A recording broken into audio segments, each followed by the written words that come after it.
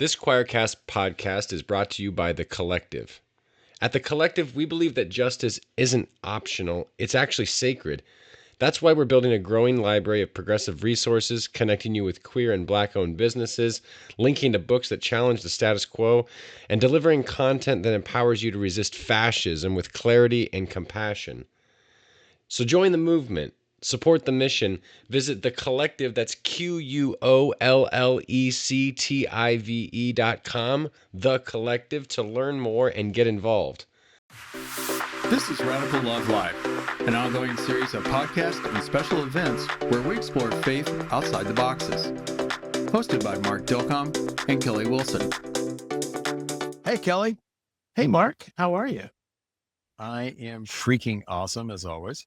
Oh, man, you look freaking awesome. For anybody who's not on video, I see that you've got a beautiful kind of, I don't know, is that colonial, pre-colonial background?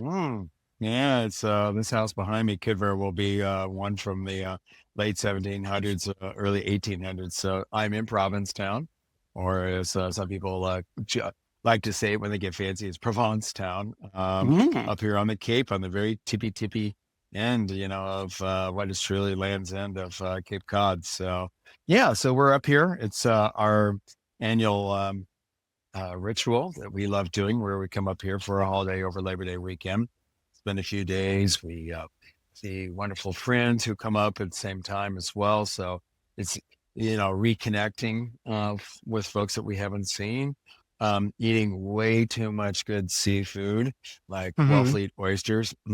Yep. And just enjoying everything that the Cape offers, and the best of celebrating life. So how are you, my friend? I'm good. I'm glad it's a 3-day weekend.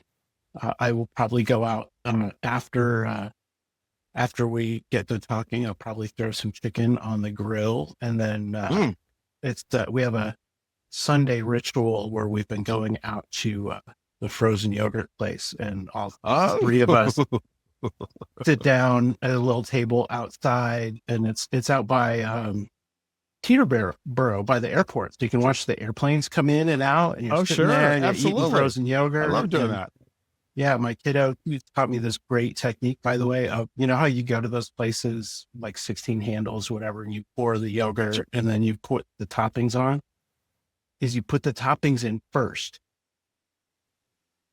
so that you don't accidentally, that way you make sure that you get all the toppings that you want.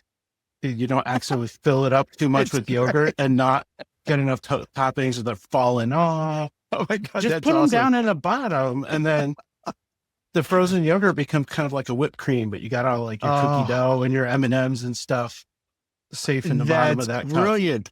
I am going to do that the very next time. So you tell your kiddo, thanks for the tip through your pop here. So That's I'll definitely have to do that. What a strategy. Yeah. Speaking of like enjoying life to the fullest. Indeed. Oh, that's wonderful. Yeah. Well, so one thing I was share is one of our other elements of our ritual here at Labor Day weekend, or anytime we're up here where we're on a Sunday, we'll go to the church of St. Mary of the Harbor, which is a little Episcopal church. It's been here since the mid 1800s. As they say, where the land, the sea, and the sacred meet. And this is that's a great tagline. It is, right? This is their service bulletin from this morning. And Provincetown being what it is, it's very queer. And that's part of its history with the artists and the writers, and folks like Tennessee Williams and so many of the art. It's interstitial to the vitality of this. But one reason why I love going to church at St. Mary's, is it is a affirmation that when queer folks are in community, in church, where we're uplifted and celebrated, and we're fully integrated into that, the church will be filled. And this one it was standing room only today. And for its there are plenty of congregations and communities who are sweating over the decline of their communities. And mind you, St. Mary's is, tied definitely to the summer, because most people who either come here as short-term like us, where they take a house for a period of time, or people who even own houses here, they probably don't live here year-round. The number of people who live here year-round, the townies, as they're known affectionately, but the folks that this is their home. There is no other home. Is relatively few, and so the overwhelming majority of people that go to St. Mary's, this is like a second community for them. They have another, home, church home somewhere out where they live the rest of the year. And I say this though because you see such a this convergence of community coming from all different points. But just today, it was a celebration, and it's so sweet, and so it's just like this is what church and what community is all about. That it is about love and celebrating what we know as Jesus, and the love of Jesus, and the teachings of Jesus, and it is all inside of this. There's just like a purity to it. It is just really kind of wonderful. Not that I don't get that in my own home congregation in New York City, but it's really wonderful. And as I said, it's a reminder that for those folks who are like, what's God, or God is dead, or what's happening to the church. Well, visit a church like this, and you will see that it's doing just fine. So. Yeah. Wow, that sounds really beautiful. I love it when a church is really involved, engaged like that. It's funny that you mentioned that. Now I think about it, my church here was as packed as I've ever seen it this morning. That's awesome. I work in the audiovisual capacity. Some people go to a new church and they say, "What's your theology?" And I'm like, "Where is your sound equipment? Show me your amplifier." But this morning I didn't realize there were 3 baptisms, and it was. I don't think this is a typical Sunday in the Episcopal Church for baptisms, but just it worked out for this family. But it was a huge family, like interconnected, intergenerational, and 3 children were baptized. Ooh. And as a sound and audio guy, or sound and visual guy, sometimes baptisms can be a hassle because there's lots of microphones. But I kind of like the challenge because it keeps me really engaged with the service. And I'm like, all right, let's get a good angle here, and make sure that you can hear the water trickle. Although the older I get, the more it's like, oh, now I got to run away from the booth now that I'm hearing the water trickle. But one thing I like about it's a professional issue in a certain point. Right. Yeah. That in the Episcopal Church, everyone in the congregation reiterates their baptismal covenant. I sure do. It's part of it.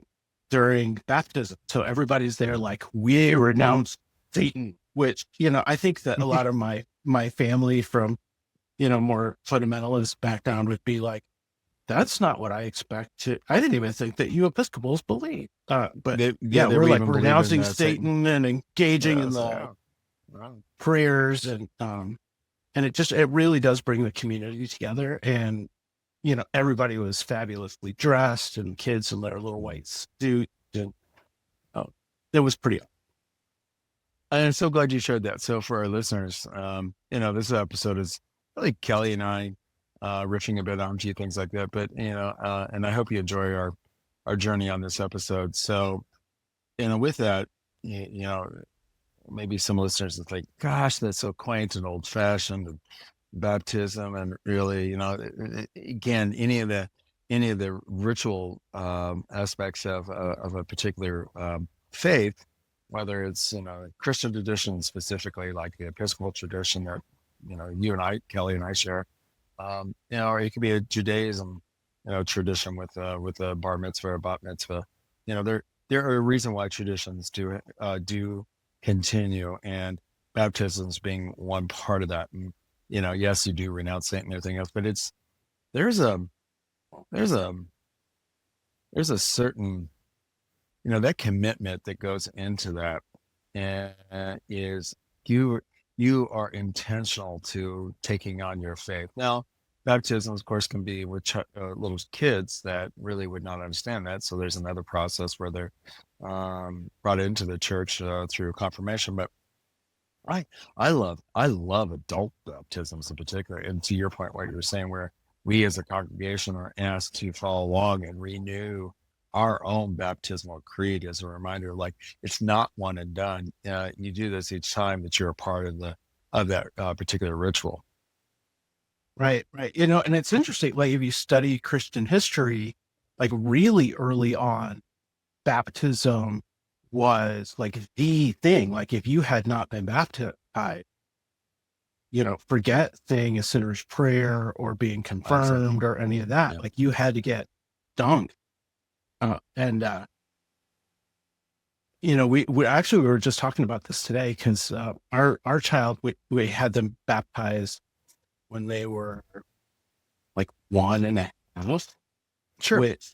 Which is not, I mean, my tradition, like me growing up, baptism was always something that you had to be old enough to choose to do. Like I was right, because you were in that Protestant in that form of like where you consciously were a part of the process. Right, and that's when I got baptized when I was 16.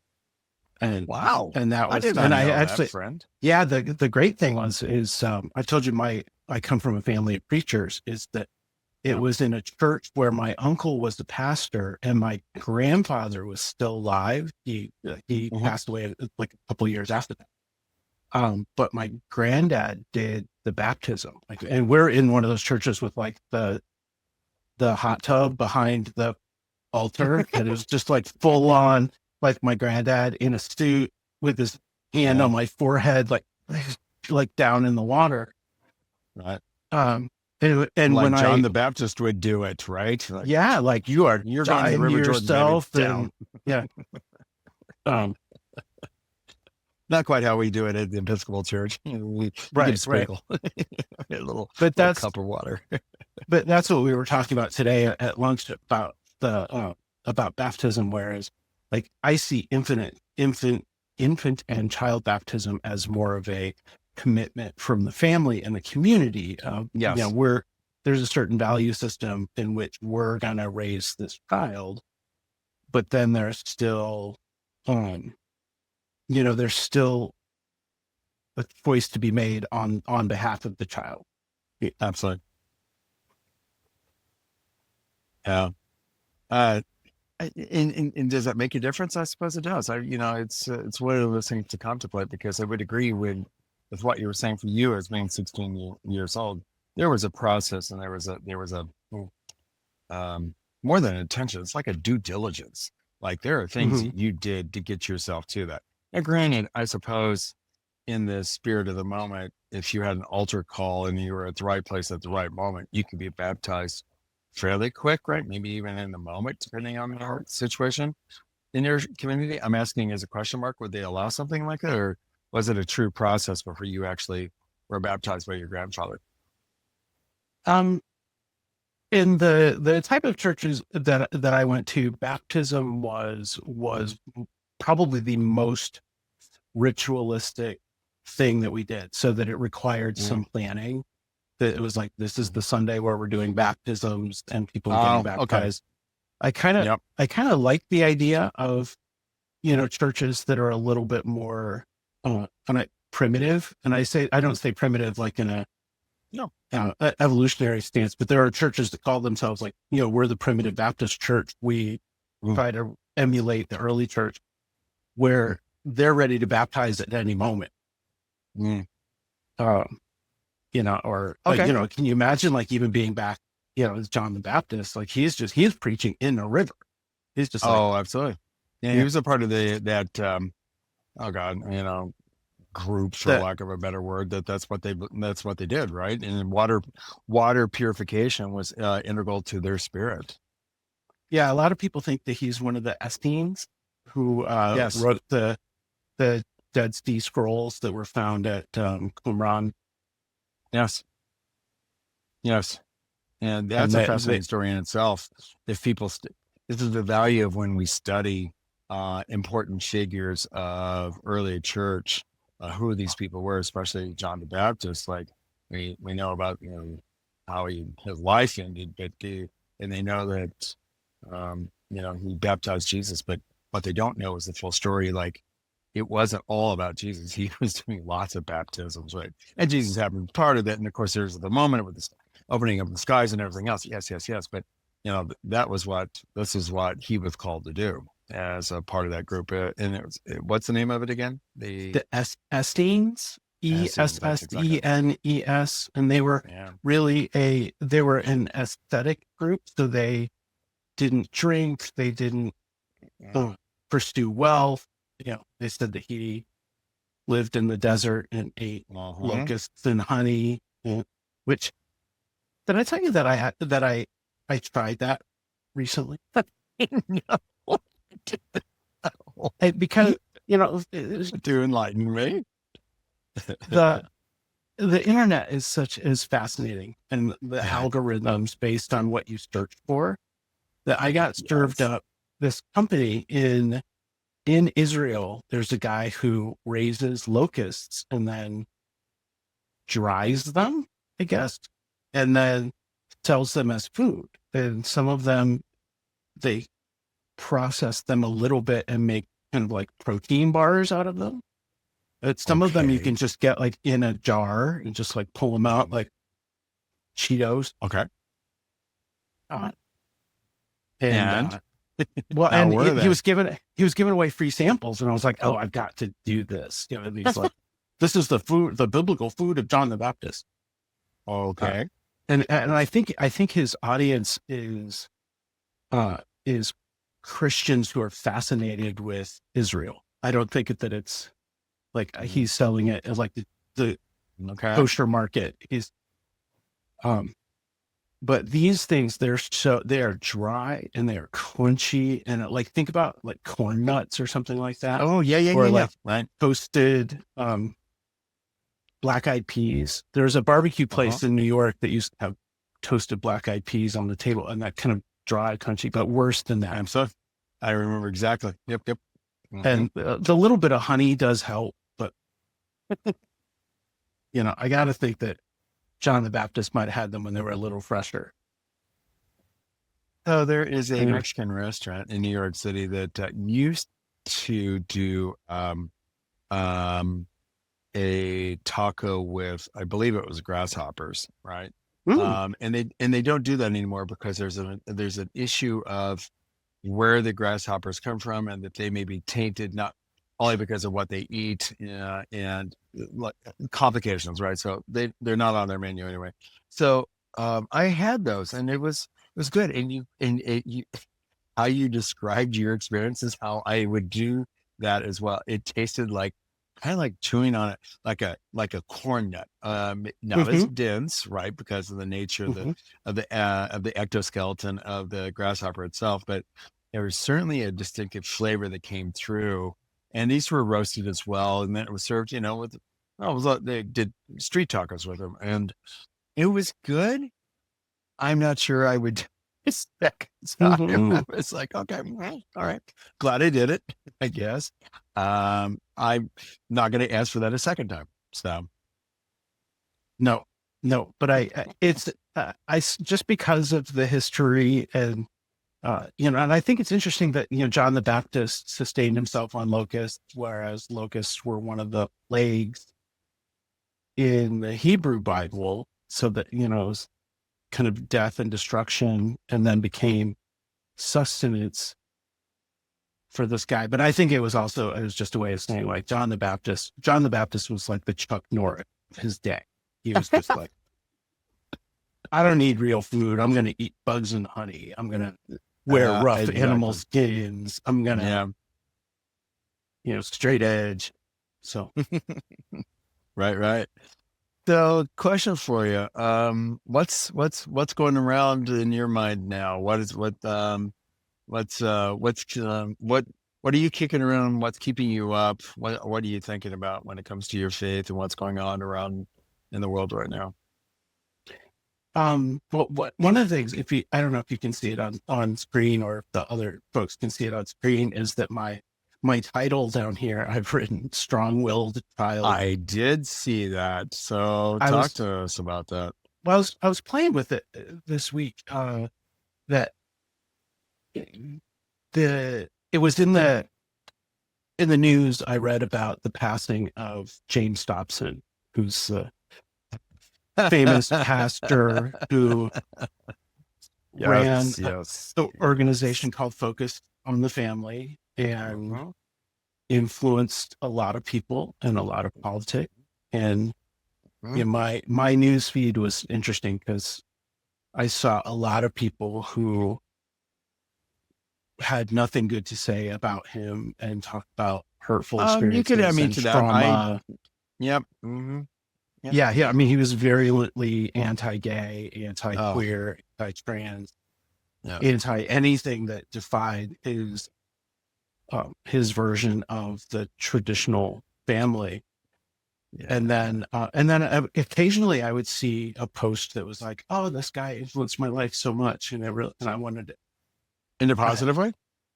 Yeah. And I just couldn't engage because I really wanted to step in. I could not engage with real curiosity. I just wanted to be like, "What are you kidding?" Yeah.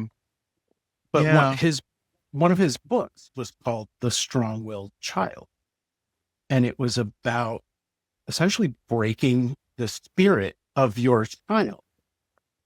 I laugh because I love your connection to that. Oh my God, that's great. Keep going. Yeah. And, so are you a strong-willed child? Because this is where it gets silly. Is I like looking at names and etymologies and words. My name, Kelly, is warrior. Although a lot of name books now have it as like female warrior. Like, well, yeah, I welcome them as well. But in the original, Celtic, it was, Kelly, warrior. So, strong. And then I looked at my last name and it's son of will. And I was like, a child of will who's a strong warrior. And I just started playing with it and I was like, strong-willed child. I qualify. But yeah, he was very much about keeping the belt handy and making sure that children were subservient. Great. I did not know that. You are telling me things that I did not know, and I wish I didn't know. Because yes, I do have a kind of a problem with the that spare the rod, spoil the child kind of mentality. That I might get myself in trouble with our listeners, but I'm going to express my thoughts on this. I don't understand the principle of corporal punishment, right? Where you are teaching them through that. And some of them, heard it before. I'm not a parent myself. I put that out there. I am an uncle. I've been around a lot of kids. So, anybody that can tell me that, honestly, that is a way to develop your child. No, I'm sorry. You just can't take me there. And I'm very grateful that, I grew up in a household where my parents didn't believe in corporal punishment either. So, and I'm a product of the 60s and 70s. So, where that's just not something that was done. There were other ways that if I got myself into shit or I deserved to be punished. I mean, there were timeouts before they were called timeouts, but that's what happened, or I had shit taken away from me, as a consequence of my actions. But there are plenty of ways to demonstrate to the child that, there are consequences to your actions without hitting them. Yes. I have, I am a dad, Yes, And you are. I think we tried to go down that avenue once. I think there was like one weekend where we were like, all right, let's try the spanking thing. And I'm not talking about like lean over my leg and go get a switch from the tree outside. Oh, Like, no, just like traumatize the kid. like a quick Yeah. swat Swat. on the tush. Yeah. But particularly for a child who's very intellectual, Mm-hmm. that this starts to not make sense. Like why, it might instill fear in them, Absolutely. but they might be like, why are you allowed to hit me, but I'm not allowed to say like punch a bully at school? Although when it comes to bully at school, I'm like, take your best shot. But and in my childhood, my parents were usually pretty cool about like talking me through things, and we would have some pretty intense conversations about like why what you did was not a good idea. I can remember a couple of times, and this may rile some people, but there were a couple times where I would get corporal punishment and I deserved it. Okay. There are certain lines, that I don't think a kid should cross. Like, I'm at full disclosure. Like, I think I was maybe like 9, something like that. And one of my parents raised a hand, and I instinctually raised mine, and they were like, go ahead. You do it. I dare you. And I was like, nope, not going to do it. That's not really the nature of our relationship. But, but yeah, there are people who swear by it, who are like, my parents beat me and look how much I'm a good citizen. And these kids today, they don't know discipline because nobody ever hit. What do you think about that? Yeah. And there may be a return to that. You were, of course, what took us down this thread was the passing of James Dobson, which, for full clarity, I am not sorry to see. He's harmed countless people. And Yeah, for somebody to I hold agree him with up that. and lift him up. Yeah, I'm sorry. It's not even we're going to agree to disagree, because there is no agree. There's no, that's not space. I look at the work that I do, and it is about building bridge and looking for the common ground, and that includes individuals. But when somebody does what Dobson did repetitively and built a career around that, I mean, of course, you could say it was his ministry, it was his call, whatever you want to call his calling. The harming of children and adults because they did not fit his way of seeing them as godly, that's pretty messed up.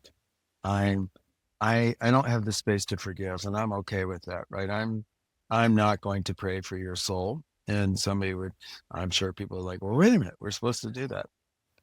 Yeah, I mean, and I believe that we're all divine souls. I'm not saying that he isn't, and I'm not calling him out as a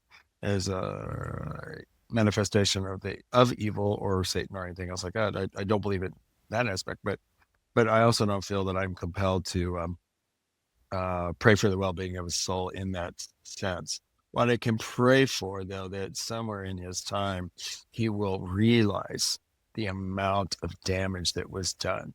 Because I do believe that there's more than just this life. There's our soul, and we carry on, whether it's in our Akashic records or however you want to see it. I would like to see him take responsibility for all the actions that he did. Yes.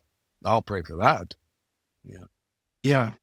And his contribution to the culture of fear of, I think his reaction started back with the sexual revolution in the 60s, but everything that he saw as a new innovation, everything that shook whatever that like temporary image of the nuclear family that they developed in the 50s Mm-hmm.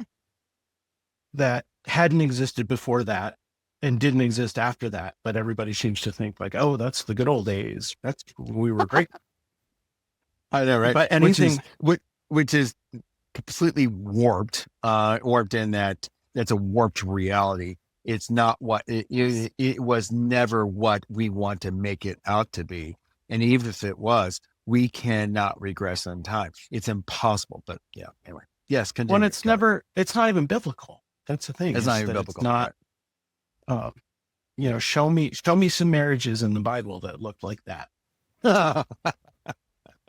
That's very true. But And to your point, so this is one of the reasons why Dobson and so many others like him, they had these tremendously powerful positions, it really shaped the Christianity that we live with today. I mean, it's impacted everything. There is no form of Christian tradition that is not directly impacted by him and Falwell and Pat Robertson, and the list goes on and on, of all of those, to your point, because they did not want that to be the future. They wanted to be that white dominant person that was the head of the household, and there were certain things that were going to have to be taking place, and we're going to live a biblical life, and just no, we're going to stay in this time and space. Much like feels like very much like the Handmaid's Tale as well. With Atwood's book, right? She riffing a bit here, but she was asked one time in an interview about her dystopian fiction. It's like, well, it's not really fiction. You know that, right? I write based on what is happening or has happened. She's like, I didn't make this up. I mean, yes, it is fiction in of itself, Gilead and, the entire thing. But she's like, this did not come from my imagination. I didn't dream this up and then write a book off of this. This is tied to reality. Right. And there's a whole kind of interconnected, or I guess the word we use now is intersectional tapestry of beliefs that he tapped into, if not, like, I don't know if he Dobson you're talking about, right? Dobson. Yeah. That was very much about traditional, or what he called traditional gender roles, and that yes, and needing to reconcile the fact that queer people were real. He had to say, well, it's only because of weakness or abuse that people become gay, and that we can, through some kind of, punishment or camp or something, we can change them back to the men they're supposed to be, and women are supposed to be women. And part of women being women is that they are not sexually free. And if we allow abortion to be there, then they're just going to use it as casual birth control. And so much of this is about controlling people and keeping them in certain roles. Yeah. And I laughed because when you said that in particular, so my mother-in-law, she believes exactly that there are people who use abortion. This is one of the reasons she is opposed to abortion, which I understand. I'm not pro-abortion. I don't know anybody who's pro-abortion, right? Pro-life in and of itself, but that's, there's a lot of nuance in there. But she is of the belief that there are certain folks that if we allow abortion, then people will use it as a form of birth control. I'm like, okay, wow. I don't know how to even process that, because I don't think that was the reason that this person made that choice, right? You don't know that person's story. You don't know what made them decide to do that. And if there is somebody who said, you know what, I got pregnant, whoops, this is how I'm going to take care of it, and you can put it under that, they then had to make that decision, but they also have to reconcile to that. And they may not even be aware of their own, the consequences of their choices. But to use it in that kind of construct like that, this is why we must have, absolute, no abortion and, carry a child to term. Like, where's that in the Bible? Tell Well, me, this, where's that in the Bible? this goes so much toward the idea of knowing people's stories is a way to prevent Thank you. being manipulated by media, because there are all these different, in addition to kind of the famous right-wing news organizations, there's hundreds, maybe thousands of websites of guys sitting at home in their pajamas putting together these news websites in the middle of the night in their mom's basement that talk about the horrors of the world, and they promoting things like 39-week abortions and Absolutely. People that are trying to train your children to be transgender when they're in the second grade, and none of it's true. None of it's That's true. the thing is No. none of it's true. Uh-huh. But the people that are listening to it, by and large, haven't actually encountered anybody or heard the story directly of anyone who is queer, of anyone who they know who has had an abortion, although every one of them probably knows somebody.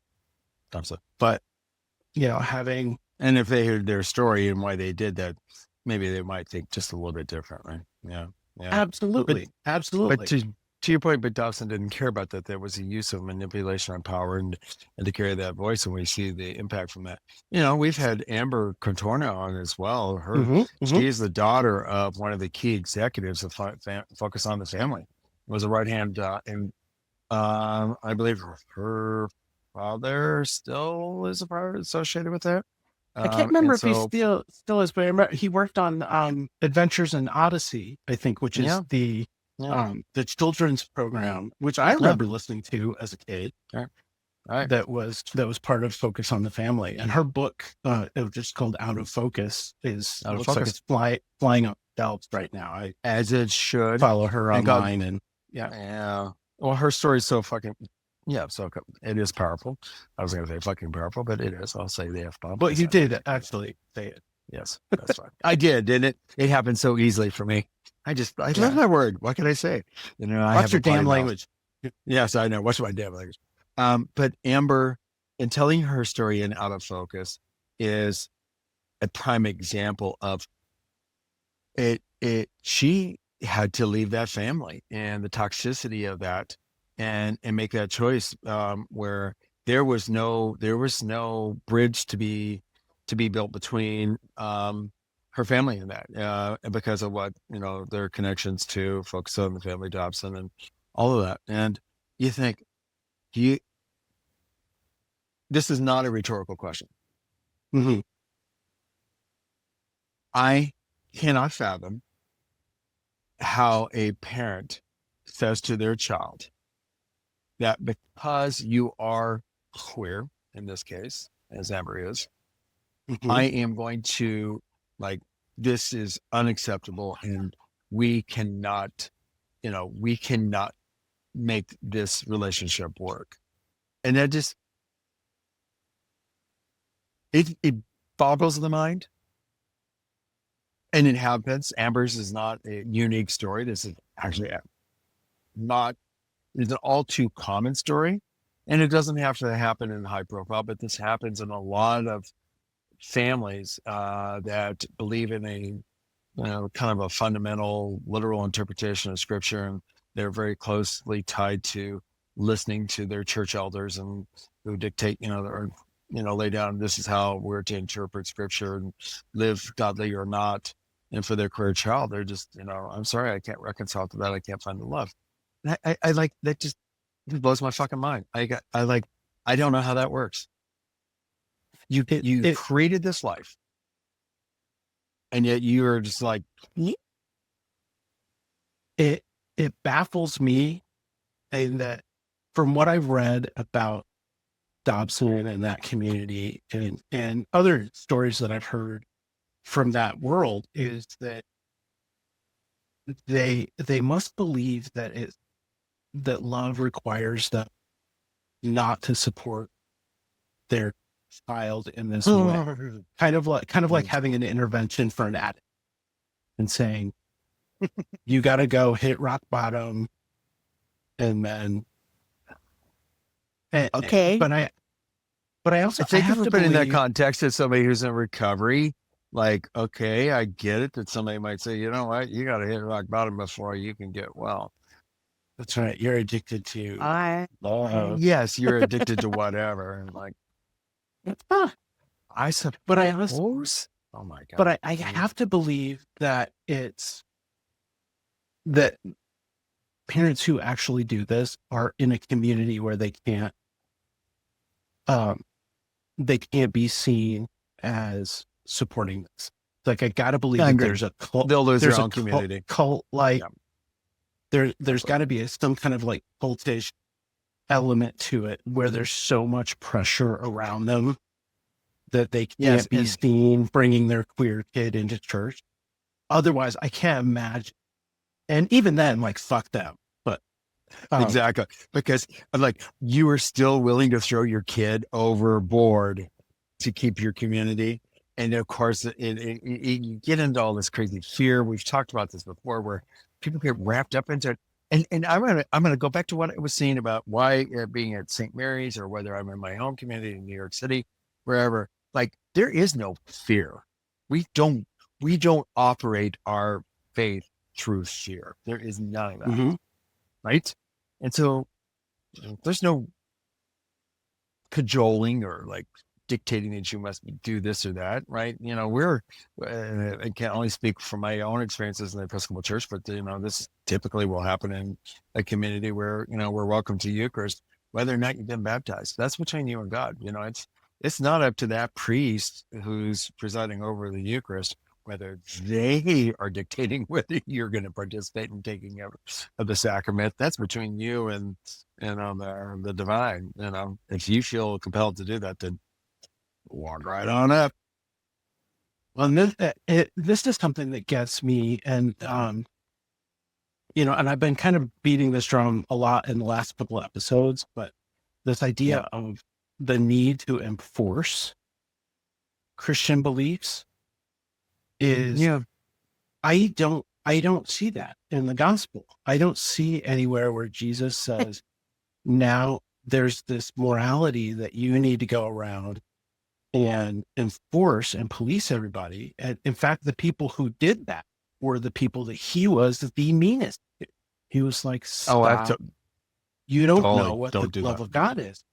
And like, how are you going to save somebody, even if being queer is a sin, which I don't believe it is, but even if it were, how are you going to save somebody by pushing them away, by telling them to get the hell out of your house or out of your church? Like, no, you bring them close. Practical purpose, right? And it's so true. You know, none of that makes sense to me. Like, and it sounds like what we were asked to do is spread the good news, which is the kingdom of God is close by. If Jesus loves you, you're part of this community. Not, you know, if you don't put your genitals in the right place, then you're out of the kingdom. What? It's right. It's so true. Oh my gosh. Well, we have like, I love catching up with you and, you know, just chatting about what's on top of your head, you know, on top of your head about what's going on and what you've seen. So what else, you know, in the few minutes that we have left, is there anything else you want to share? Oh, good. Great. You know, it kind of ties with, you know, we can talk about one person and their influence. And I talk about this a lot in our house when we talk about politics, because apparently there's a guy who's the president who's kind of a jerk. But there's that, you know, if this person resigns or dies or otherwise goes away, the community that supports them doesn't. It's still around. The culture that allowed them to rise to power still around. And for me, it's a balance I'm trying so hard to strike a balance between the, we were talking about recovery earlier about, the tenets of the serenity prayer is to strike a balance between the serenity to accept the things that I cannot change, not to go around and fighting things all the time if I can't change them, but knowing when it's time to step in and try to be an activist. Thank you try very to much. keep your God keep grant your me insanity to sanity. accept the things that I can change, the things that I can't, and the wisdom to know the difference, right? Right. Because this is where for me, this might be my equivalent of the do I accept my child or whatever, is that if I say publicly to, the community of followers, like the couple hundred people that follow me online, if I say, I'm not going to fight the government today, I'm just going to let things be because I can't go around fighting them all the time.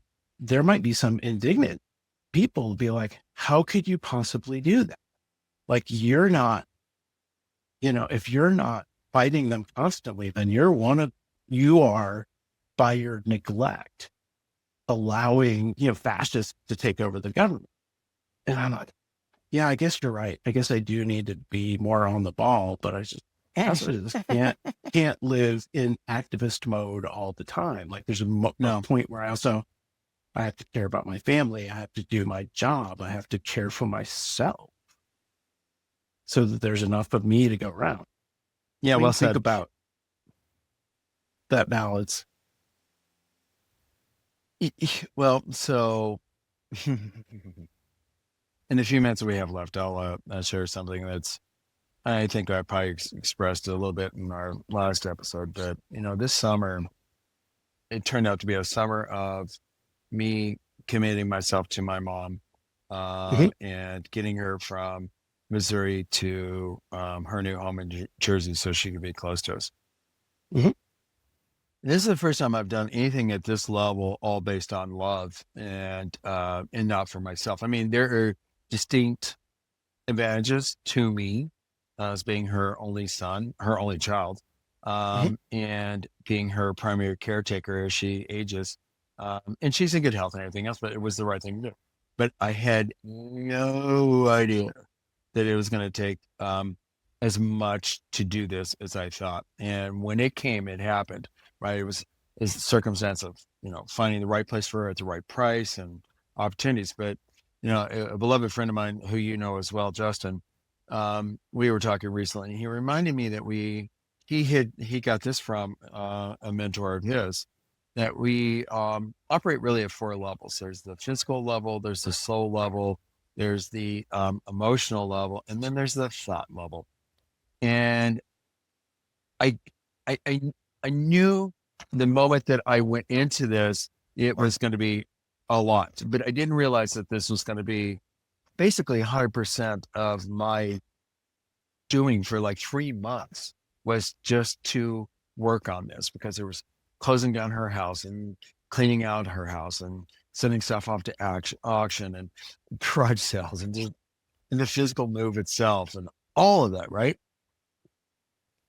I am so humbled though by the ability that I had to be present and know that I did not have the space to do anything else really except to focus on my family, do a couple of things, maybe record an episode or 2 with you.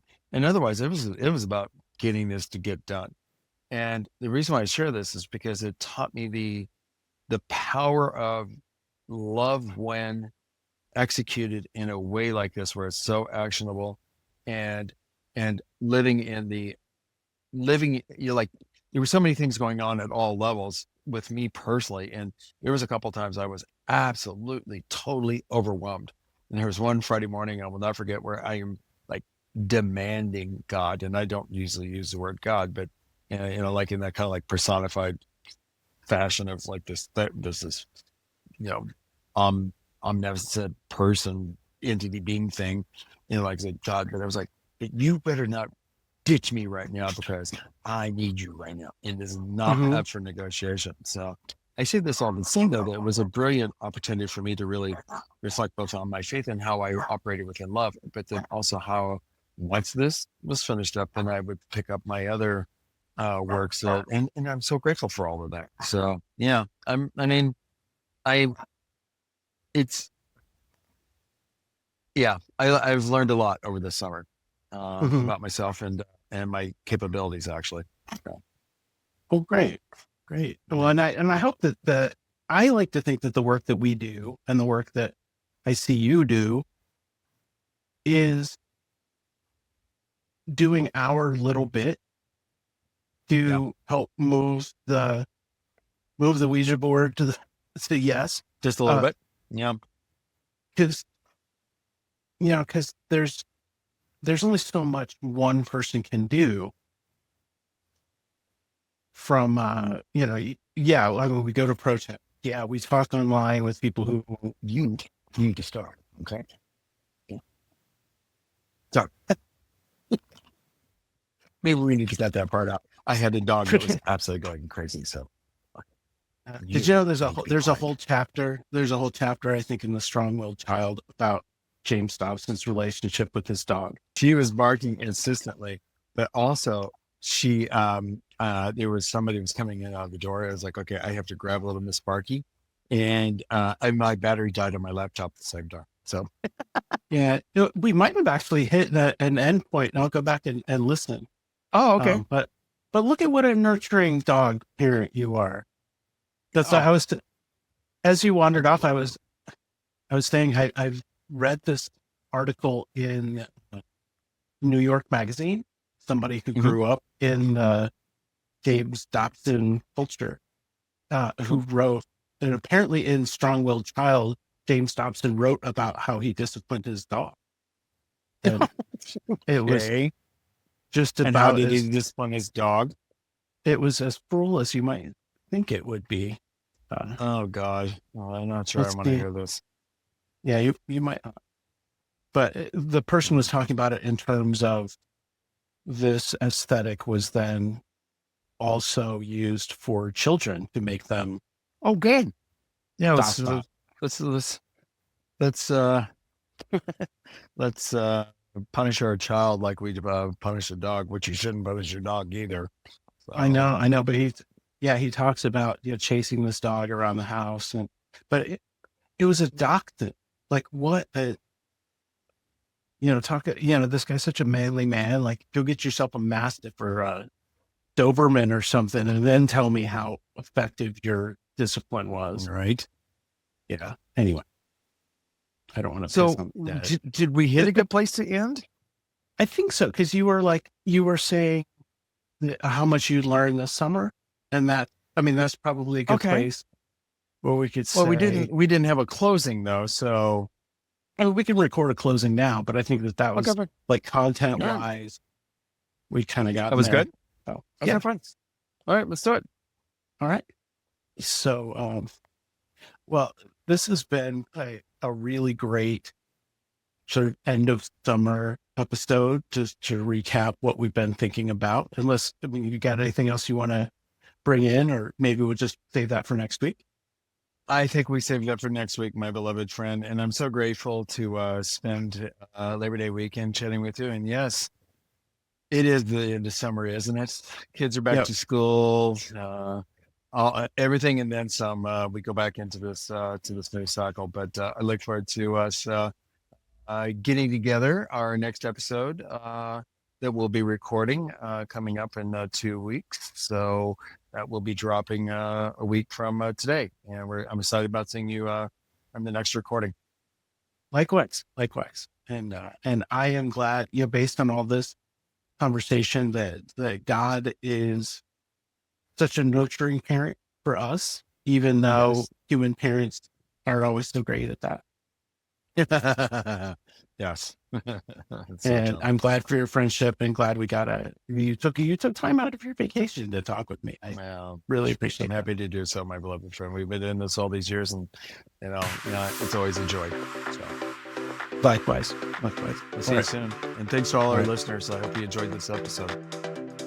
Thanks for listening to this episode of Radical Love Live. co-hosted by Mark Delcom and Kelly Wilson. All rights reserved. You can find our podcast on Spotify, Apple, Stitcher, and other popular podcast platforms. Go to radicallovelive.com to learn more about us, watch recordings of our live events, and listen to our podcast. We also invite you to check out what Kelly and Mark are doing by going to our websites. Find Kelly at kellywilson.com and Mark at markdelcom.com. This is Radical Love Live, where we explore faith outside the boxes. If your idea of self-care is dunking on fascism and reading spicy takedowns of theocracy over coffee, welcome to The Collective. It's like if James Baldwin, Bell Hooks, and The Onion had a love child and raised it on banned books and street protests. We've got savage satire, essays that slap, and articles that punch up, not down. Plus, tools to email your reps, Take that back a second. Yeah. Plus, tools to email your reps, scripts for calling your city council, and a badass directory of Black and queer-owned businesses you should have been supporting yesterday. Use code RADICALLOVE for 10% off a yearly plan and help build the post-fascist, pro-people media ecosystem we actually need. TheCollective.com. Let's raise hell and make it useful.